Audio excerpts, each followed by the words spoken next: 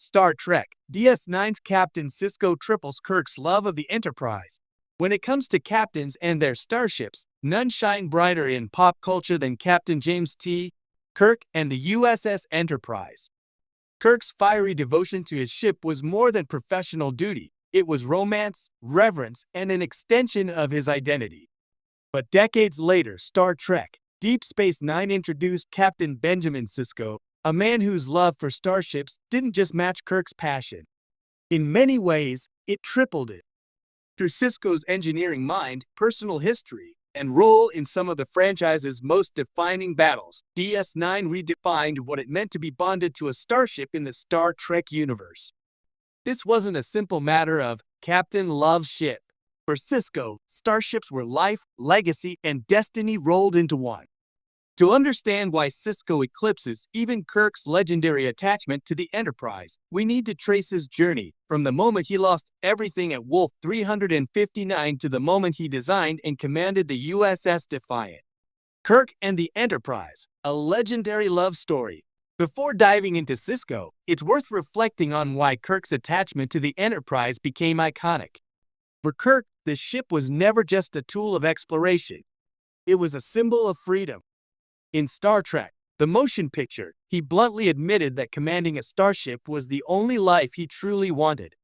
In The Wrath of Khan, the Enterprise was his homecoming, his true calling after years away. His devotion was such that Spock accused him of being married to the Enterprise, and he never denied it. Even in Star Trek III, The Search for Spock, Kirk sacrificed the Enterprise rather than let it fall into Klingon hands, whispering, "My God, Bones, what have I done?" That moment cemented the Enterprise as more than metal and circuits. It was family. But as deep as Kirk's bond was, it was always singular. His love for the Enterprise was legendary, but it was bound to one ship at a time. Sisko's relationship with starships, however, operated on multiple levels: personal tragedy, professional engineering, and a sense of destiny that made ships more than vessels. For him, they were part of his soul. Sisko's starship trauma at Wolf 359. Sisko's introduction in DS9 is one of the most emotionally charged openings of any Star Trek series. Before he ever stepped foot on Deep Space Nine, his life was shattered aboard the USS Saratoga during the Battle of Wolf 359. That ship, one of dozens destroyed by the Borg cube that Picard unwillingly led as Locutus, was where Sisko lost his wife, Jennifer. His son Jake barely survived. Unlike Kirk, who always saw the Enterprise as a source of joy and freedom, Sisko's earliest defining starship memory in the series was tied to grief. The Saratoga represented everything he lost: his family, his trust in Starfleet, and even his faith in the mission of exploration. To him, a starship wasn't just a vessel of dreams. It could also be a tomb. This duality, love and loss, made Sisko's later relationship with ships richer and more layered than Kirk's. While Kirk saw the Enterprise as his constant partner, Sisko viewed ships as symbols of resilience. They were tools of survival, weapons of defense, and monuments to human ingenuity. The trauma at Wolf 359 didn't kill his love of ships. It reshaped it into something fiercer. The engineer who built legends. One of the biggest differences between Kirk and Sisko lies in their professional identities. Kirk was a commander through and through, a man of charisma, intuition, and daring strategy. Sisko, however, was an engineer before he was ever a captain. He understood starships not only as homes but as machines, structures that could be redesigned, reimagined, and improved. This engineering mindset set Sisko apart from every other captain in Star Trek. Where Kirk and Picard inherited the Enterprise, Sisko literally built his legacy. His most famous creation, the USS Defiant. The Defiant, more than a ship. When the Dominion threat loomed, Sisko didn't just request reinforcements, he pulled a starship design off the scrap heap. Originally conceived as a warship against the Borg, the prototype Defiant was small, overpowered, and barely stable. Where others saw a flawed experiment, Sisko saw potential. By refining the Defiant's design and making her battle-ready, Sisko became the only captain in Star Trek to effectively birth his own starship. This wasn't just command, it was creation. His fingerprints were all over the Defiant, making his bond with the ship deeply personal. For Kirk, the Enterprise was a partner. For Sisko, the Defiant was his child. He commanded her in battles that defined the fate of the Alpha Quadrant. When the Defiant was destroyed in Season 7's The Changing Face of Evil, Sisko's devastation was palpable.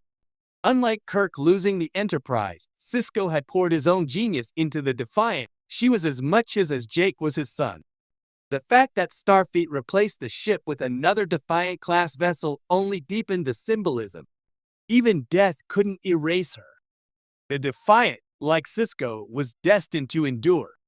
A love of ships rooted in family. Sisko's connection to starships wasn't limited to his career. His passion was woven into his personal life and family. In the episode Explorers, Sisko built an ancient Byron solar sail vessel with his son, Jake, to prove that Bajorans had once achieved interstellar flight without warp drive. This project was more than science or history. It was Sisko showing his son the wonder of ships.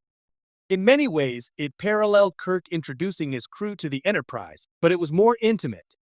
For Sisko, building ships wasn't just about war or duty. It was about heritage, discovery, and passing down values to the next generation.